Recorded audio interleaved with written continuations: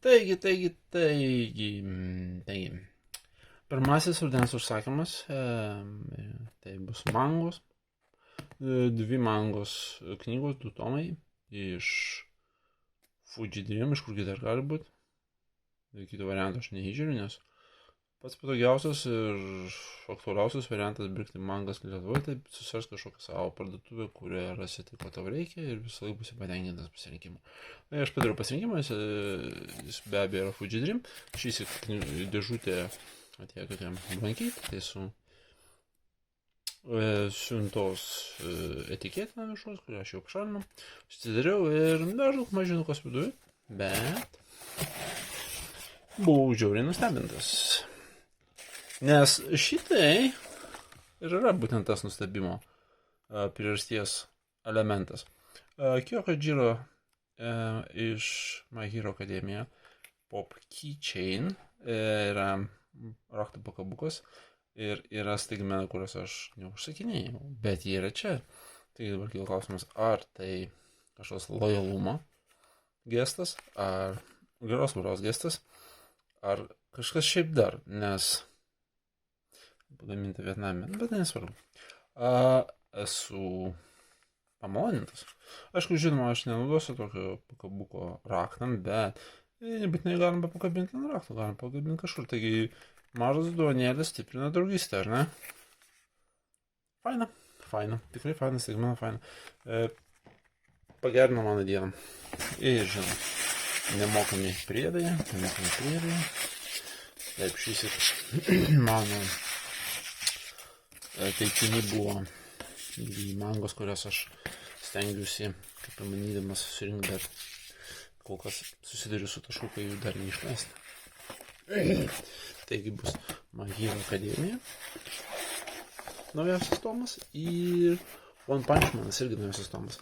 Taigi trumpai apie šitas mangas, kadangi aš vasarą tinginiavau ir nedariau jokių videosų. Taigi pirmas dalykas su My Hero Academia sezonas, kuris buvo išleistas, jau pasibaigė vasarą, berods. Šiaip prisimenu kuris, bet jau pasibaigė vasarą, pasibaigė vėlgi cliffhangeriu. Taigi įdomiausia vieta netruko ir mes turime dabar va, kuris tomas? 35, 30, kaip greit lekia laikas, ne? Mes turim 35 tomą ir šitas viršelis tiesiog fantastiškas. Būtų labai nuostabus plakatas. Manyčiau, visiems patiktų. Fanam, bent jau fanam, turiu minį My Hero Academia fanam. Taigi, kaip bebūtų, susiję.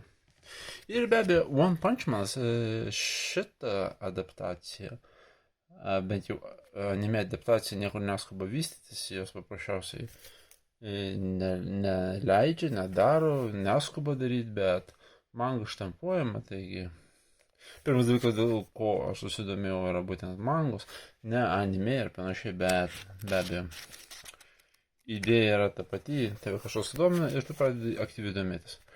Tave sudomina, tu nusipirki pirmą tomą, pasižiūri, nepatinka ir tiesiog netesi tradicijos, bet jeigu patinka, taigi 26 tomas ir 35 tomas ir plus malonis staigmena.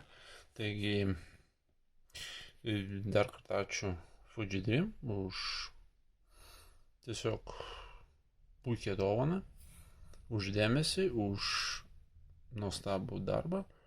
Ir ar rekomenduoju būtent šitas mangas? Tik tai tuo atveju, jeigu esate fanas. Taigi, jeigu kažkas patinka labiau nei būtent šitie du pasirinkti skaitalai, galima žiūrėti Fuji Dream, pasižiūrėti, čia nereklamuoju jokių atveju, bet ten labai didelis pasirinkimas ir visą laiką galima užsisakyti savaitės paklaida, 2 savaitę paklaida, bet jį visą laiką atvažiuos ir pasieks jūs. Taigi, ačiū ir iki malonaus skaitymo.